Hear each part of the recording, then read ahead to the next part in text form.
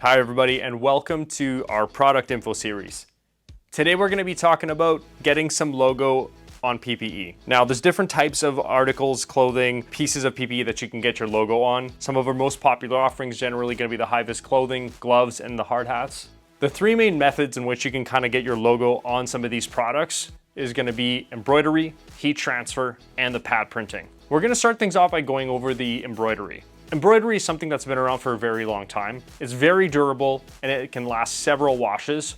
It's kind of has a bit more of a luxurious look typically, and it's one of the types of customization that's extremely versatile.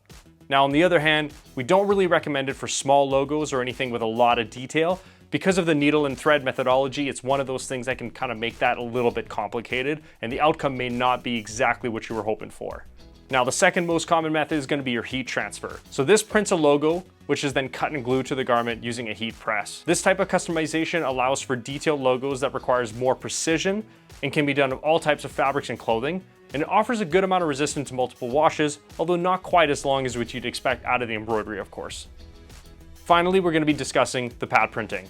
It applies a thin layer of ink to the object using a rubber stamp. Now this can be done in any sort of shapes and sizes, which is what makes it quite versatile and offers a lot of options in customization. It's also good for doing it on solid surfaces, either smooth or textured. It allows for extreme precisions when printing detailed images or logos, and it also allows for most colors to be produced, which enhances the ability for it to print your creative content as accurately as possible. Now, one of the major downsides you're going to get from pad printing, mostly based on the ink format that it uses, is that it is going to be more susceptible to that wear and tear, which will affect the logo or even affect any kind of branding messages you have on there over time as it kind of gets maybe a little bit worn out or scratched. But generally speaking, it is still quite durable and long lasting. Now, of course, we're going to just quickly hit on why you should consider customizing your PPE.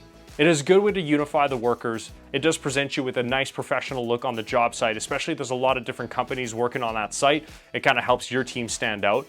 It's a good way to promote your message and your brand. And of course, it is a good method for advertising. Again, especially as you're gonna have onlookers or people driving around and checking you guys out. Now, last little thing we're gonna touch on is what is involved in this process to finally get your logo on some of these products.